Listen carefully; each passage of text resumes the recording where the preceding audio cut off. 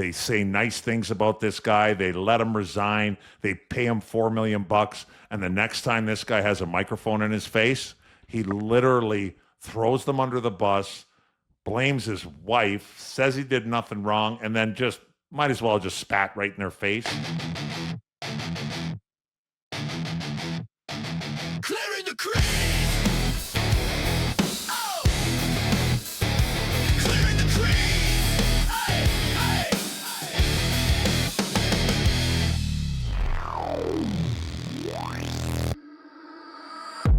Well, in the words of Ron Burgundy, that escalated quickly. What a week in the hockey world. Holy crap. And this is the Clearing the Crease podcast powered by Ozune. Well played. That is Andrew Raycroft, your Calder Trophy winner. That is Mike Commodore, your Stanley Cup champion. I'm Sabalski. I'm just fun at parties. A reminder, hey, if you're loving the show with Commie and Razor and all the content that we bring you, make sure you are liking and subscribing on YouTube. And if you listen in audio form, Apple or Spotify, we'd love a 5-star review. And make sure you're following along on Instagram, X, TikTok, or wherever else you are finding us, because the Clearing the Crease podcast is powered by Ozune.com. The clearest route to winning big is to play on Ozune.com, because Ozune's got you covered for all props, game lines, futures, whether it's on the ice, the pitch, gridiron, diamond. Make your power play score big with Ozune. Well played. Here we go. Guys, needless to say, it has been a week. Razor, let's start in the East, because everybody seems to be loading up in this arms race right now. Well, the East was crazy all season long, and no one seems to want to take a step back. And everybody's looking at the teams that didn't make the playoffs making moves, like the Washington Capitals. They get Alex Tuck, and they make the move to bring in their big wingers along with Jordan Kyrou. So it just continued all the way through the draft, through the week. Of course, the Leafs, we'll get to those guys. I know we're going to get to those guys, but the Washington Capitals, the Bruins make the move. The Philadelphia Flyers trade for Joe Woll. They get their goaltender. The East continues to load up. It's hard to imagine one of these teams, three of these teams, not making the playoffs next year, but it's inevitable. And it's this league is just so competitive right now, guys. The salary cap opening up. Everybody's competitive. No one's like taking a step back. Even the Chicago Blackhawks going for Byram for the 4th overall pick. They don't want to miss the playoffs next year. It's getting good. The NHL's not messing around, and the GMs are fighting for their lives, it feels like, Commie. You know, hey, look, I've been paying attention. I've been in one here a little bit in Utah. Byram's in Chicago. And Tuck is, where did Tuck go? Tuck's in Washington. Yeah, it's chaos. You've been in the Babcock blender. That's why you should turn it off. True, yeah. I can't even blame it on Utah. It's just been nothing but Babcock on my phone. I didn't know that. I saw the Kyrou thing. I have seen a couple of things, but I didn't know that. So Buffalo couldn't re-sign Tuck, and so deal. Okay. Yeah, and then Byram said he wasn't going to sign either as an extension, so he goes for the 4th pick. Dorofeev from Vegas goes to the New York Rangers. They pay him 11 sheets a year for 7 years. Oh, God. He's Russian. That's a Russian, right? Yes, sir. He loves New York, boy. Those New York City and Florida. That's where they like it. 11 million let me throw bucks. This. Commie, let me throw this at you. Bowen Byram didn't want to play second fiddle to Cale Makar, didn't want to play second fiddle to Rasmus Dahlin. I think he feels like the sense is that he feels he's an alpha. He feels like he's a number one. He's going to get that opportunity in Chicago. Do you like that attitude, or are you kind of like, why? What are you doing? There's a very healthy appetite to be a number 2 and win Stanley Cups. Yeah, no, that's a good question. Personally, I like the attitude, but at the end of the day, if I was sitting there, I'd be like, playing second fiddle like Cale Makar. How do I sign up for that job? That sounds fine to me, but he is a good player. Like, that guy's kind of not quietly, but I feel like that guy's been a pretty good player now for quite a while. Not a game in the minors. Yeah, he's been very good. So at the end of the day, short answer, I do like the attitude. It'll be interesting to see. Well, Chicago will be his chance. There you go. Yeah. You want to be the man? Here it is. And I actually really like Chicago going out, but the 4th overall pick now for Chicago is not doing them any good. Even if they got a defenseman, you can get a Bo Byram, who's a 4th overall pick himself. He's already won a Stanley Cup. He's played behind Makar. He's played behind Darlene. He knows what it takes to be the number one. And if you're Chicago and you want Bedard to stay, you want all these guys happy, you got to make a move.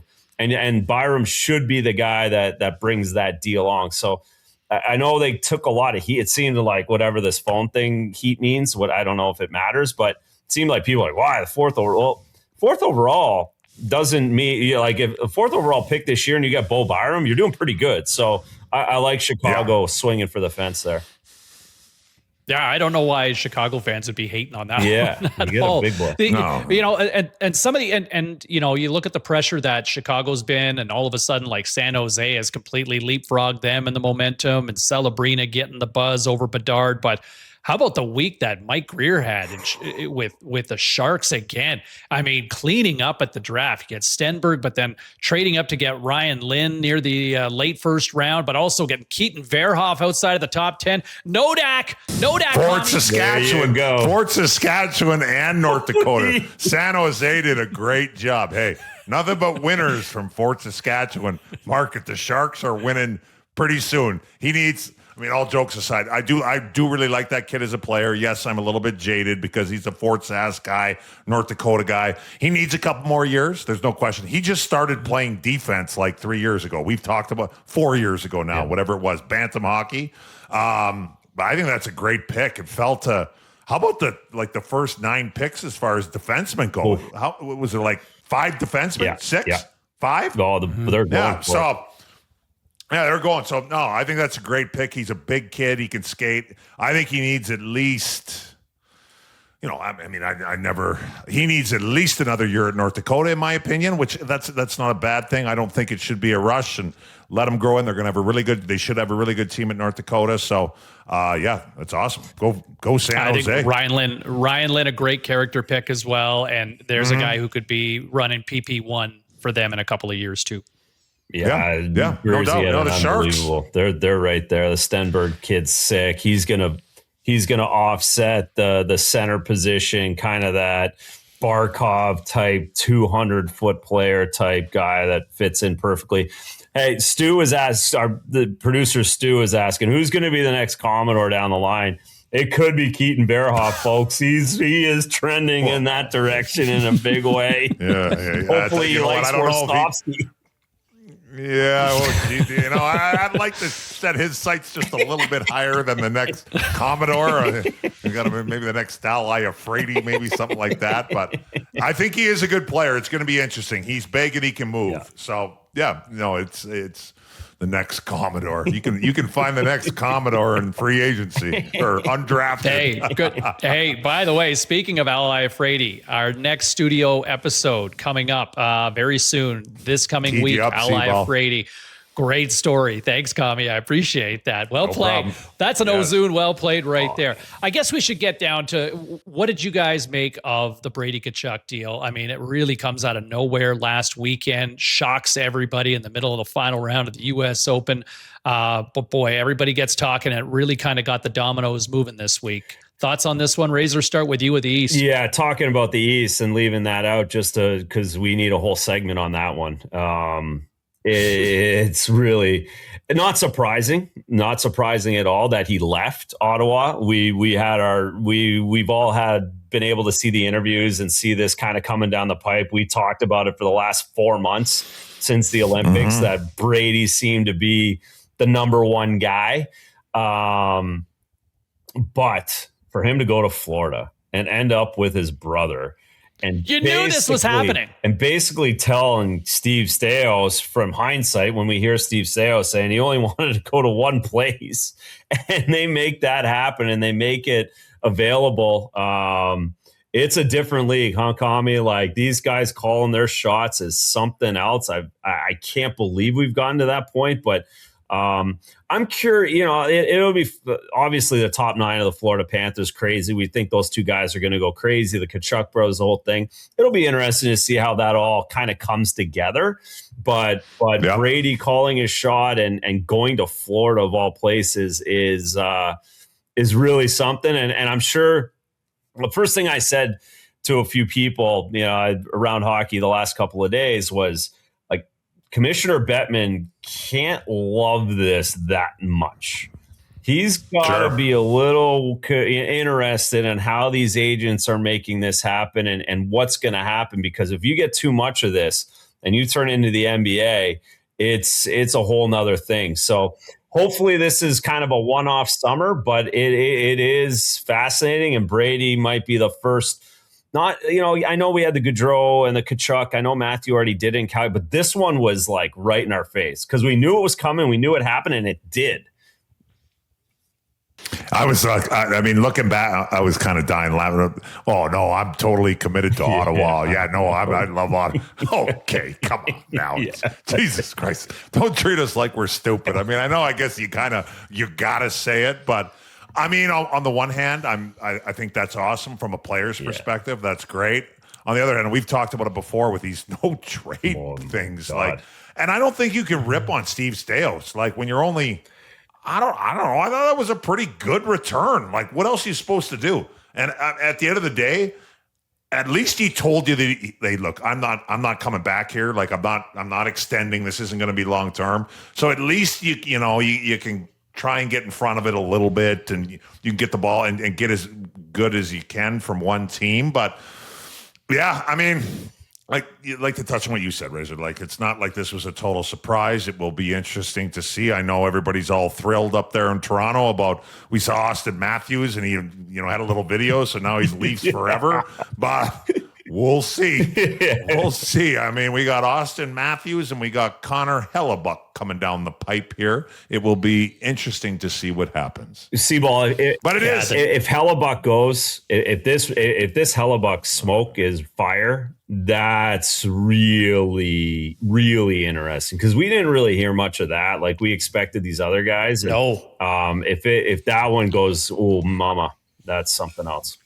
If Hellebuck's gone, I think immediately the Jets should fire Scott Arniel. It's Arniel's fault. Next. Just get him in there.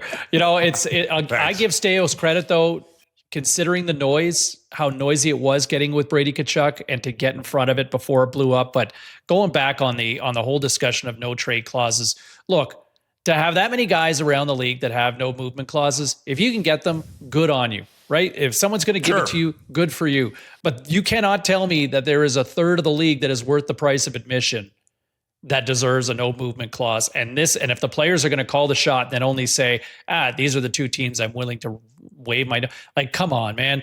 You want to do something right, but at the same time, don't hold the organization hostage that just paid you whatever 50, 60, 70, 80 million dollars over the last however many years. That's the part I think fans, media, and that's where I think as the players get more power, and good for them after all these years, after a century of eating it from owners. But at the same time, I think at some point that maybe the pendulum has swung too far here. And with a new CBA, it's not getting changed anytime soon. I'm with you, Seaball. I agree. And I also agree on the NBA point that Razor that you made. We don't need the LeBron James super team. I don't like that either. In saying that though as well, Seaball, and I'm with you on this, but also it's hey, when the guy wins an Olympic gold medal for the country that's just south, I understand there are other things going into it, but at the end of the day, it's just a sport where, you know what, he's playing for his country. It's not great if he has to go up there and basically apologize for winning. That's not, so I think in some ways, let's be a little bit more mindful up there in Canada and treat, I don't know how to word it without sounding like a total asshole, but just be a little bit more mindful. If that makes any sense at all, I don't know if it does, but I guess what I'm trying to say is that I can see, I can see where these guys are coming from. It's been a perfect storm. And again, that's why it's been a perfect storm. And you just hope that that's what it is, and that goes away. Yeah, we had way a too very many no civil trade discussion. Seaball, Yes, I'm with you. agreed. Way too many no Way too many no clauses. trade. We had a very civil couldn't agree more. conversation.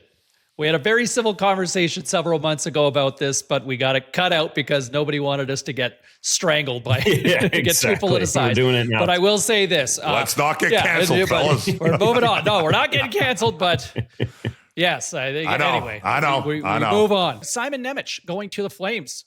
How about the Flames though? The Flames going all in with 2 firsts for Simon Nemec out of New Jersey. Nemec is. I love the move by Calgary to get them. I think he's a great defender. 2 overall pick. You can put him into your lineup. He was behind the Hughes thing. That's a whole nother issue in New Jersey.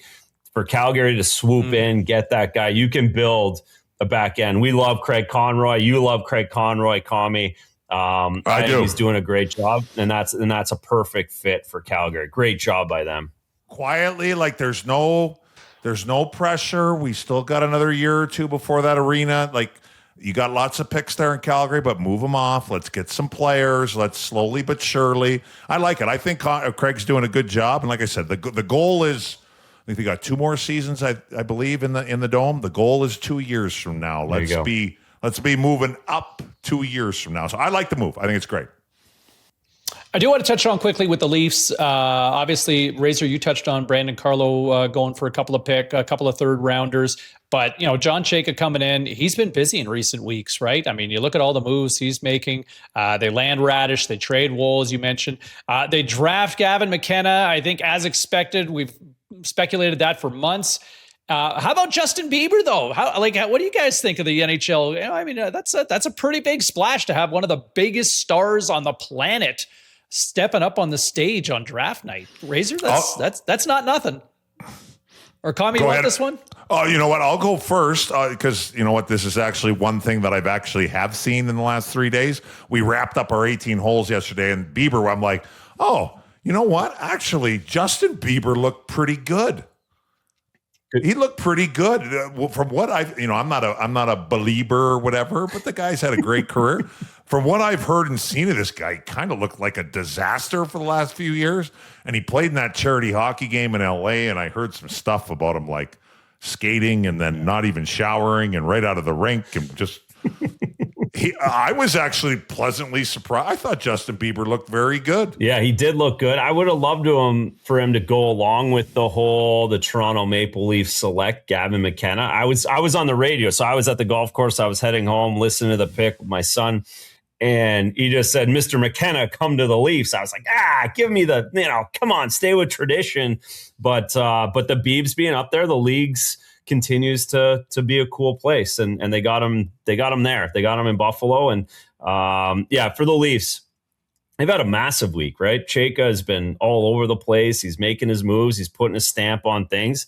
I like the fact he's putting a stamp on it, similar to kind of what we talked about in Bo Byram, just saying, this is what I'm going to do, and I want to be the first guy, and I want to go. Chayka's kind of doing the same. Like, this is how I'm going to run it.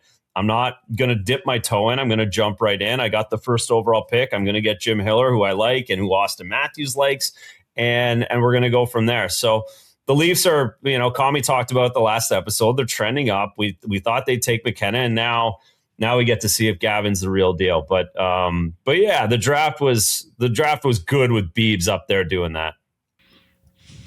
Commie, I'll throw this at you. Sure. Auston Matthews, there's a video that gets out there as well, and sounds like he's committed.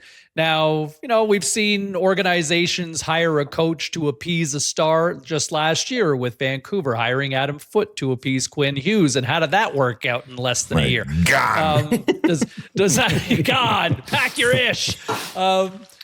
This one with Auston Matthews, does this tone the noise down, or what'd you make? Oh, look, I guess I have to eat my words because a couple months ago I did say Auston Matthews will be gone by the draft.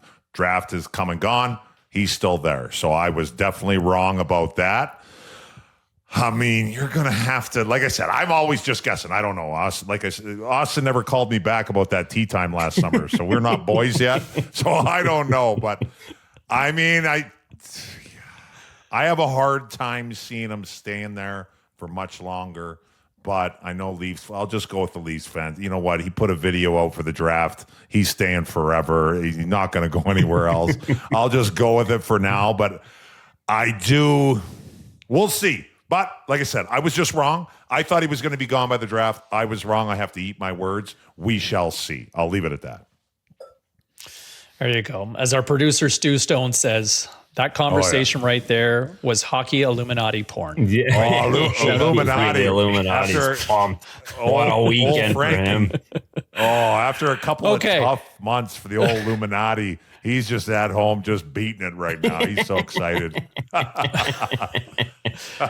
Okay. Look, everything's moving so quickly here. So we just want to get this one out.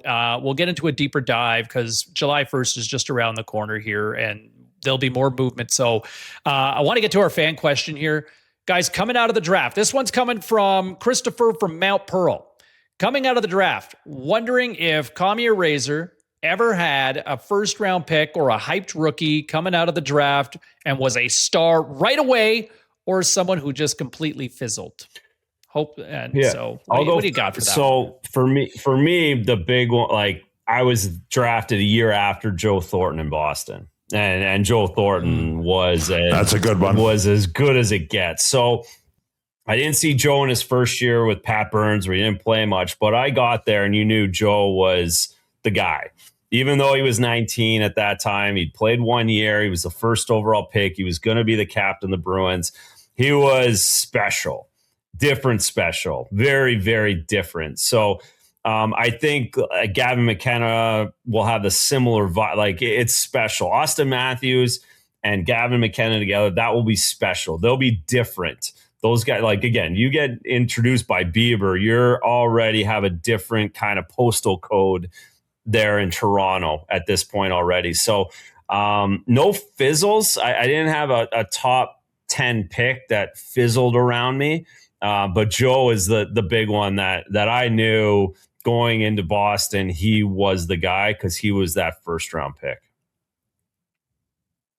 I'll go the other way, Razor. Joe Thornton is a good one. We were talking about fizzle. You know, I was never anywhere long enough where really anybody asked me, and I was kind of gonzo, never really paying attention. But the only time I was like kind of somewhere a little bit, and they would like ask, hey, look, like here's what we got coming in, this and that, was when I was in Columbus. And you know what? The guy was a nice enough guy. I'm not ripping on him, but the Columbus Blue Jackets, my first year there, the year before, maybe it was his first year coming to camp, they drafted, I think, like 6th overall, let's call it, maybe 5th, Nikita Filatov. Ooh. Filatov, yeah, the Russian. Yeah, the Russian. Yeah. He wasn't in New York or Florida. Oh, boy. And I remember it's my first camp in Columbus, too, and Scott Housen, the GM, comes up. He's like, hey, I think we got a really good player here. You know, can you look after and keep an eye on Nikita Filatov, high pick, blah, blah, blah, blah, blah, blah. I'm like, yeah, sounds good, man. Yeah, I'll keep an eye on him for sure. I mean, I went through a couple practices at camp with this guy, and I'm like, this guy stinks. I'm like, I think he weighs 115 pounds. He's one of the best looking people I've ever seen. He kind of looked like he was very feminine looking. You know what I mean?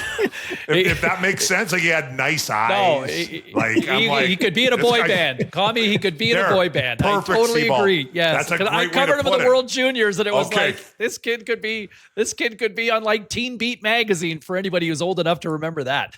That is a great way to put it. And I'm like, wow, this guy's really good looking. He doesn't like to play defense, and he weighs about $115. And I didn't see it. I kept it to myself, but that's one that, and nothing, I have nothing against Nikita Filatov, but he was not going down to the minors to learn how to play defense. Yeah. He was not interested in going to Springfield. Like that was not happening. So that would have been, that's a big fizzle. Yeah. That's a fizzle. Nothing against Nikita, though. He was a nice guy. We had a few beers, I'm sure he watches. I was just trying not to look into his eyes the whole time. He's so dreamy. He's dreamy. Great looking guy. Yeah, good looking kid. Yeah, good looking kid. Yeah, absolutely. Less than 50 games, I think, in the NHL, but maybe one of the more, maybe the best looking bust There you go. in NHL history. There you go. Got to be up there, yeah. Yeah, God, he went back to the how about KHL. that I don't for even your think fan that question? went well. Yeah, Nikita. Sorry, Nikita, if you're. I know you speak English, so if you see this, you're a good dude, though. Anyways, Okay. Time for Don't Puck It Up. This week's Don't Puck It Up. You know what? Here's mine. NHL. Tighten up the draft. 4 hours for a first round. Oh. Come on. And I get first round drafts are always lengthy in other sports, but come on. This isn't the NFL. And to do it on a Friday. It's like the lightest TV night of the year, and you do it on a Friday night? Come on, get this thing fixed. I love it, Seaball. I was going to go draft. I love that too. I'll pivot real quick.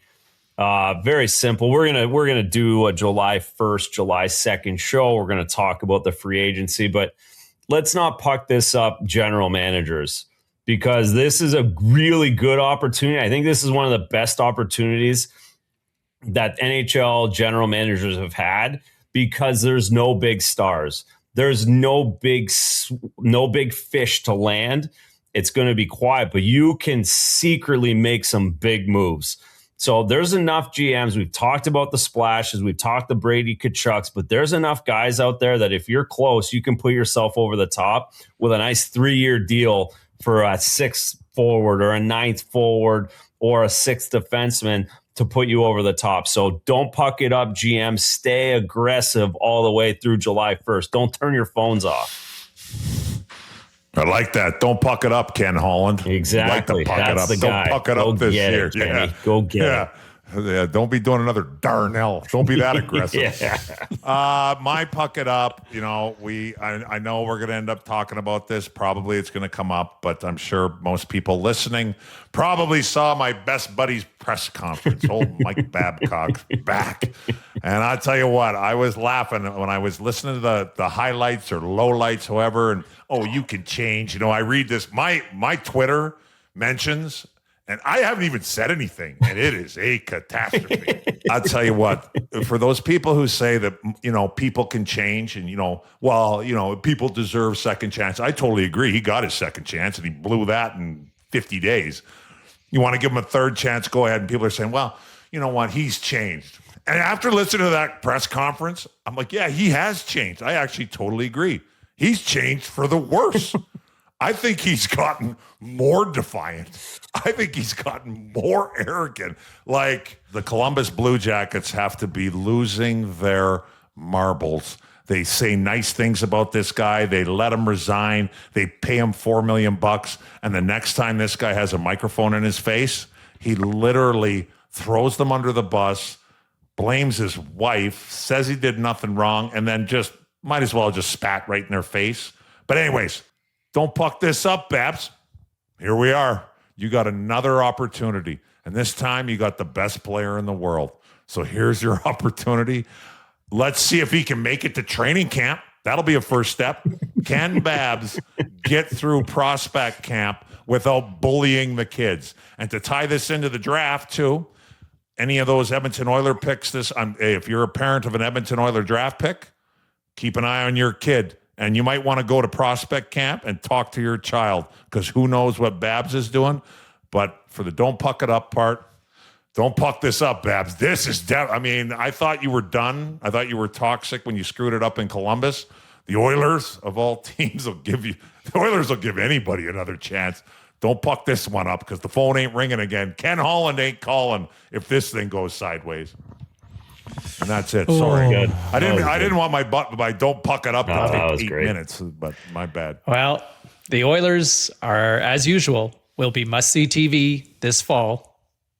And Clearing the Crease continues to be must-viewing as we can see more and more people. Thanks so much. We got people all around the world. We got people from Japan, people from the United Kingdom that are tuning in and sending us comments. So thank you to all of you who are reaching out and checking in. And for those of you finding us for the first time, took you long enough. That'll do it for this week's edition of the Clearing the Crease podcast. That's Commie. That's Razor. Our producer is Stu Stone. I'm Sabalski. Don't forget, the Clearing the Crease podcast is powered by Ozune.com. Well played. Clearing the crease. Hey, hey,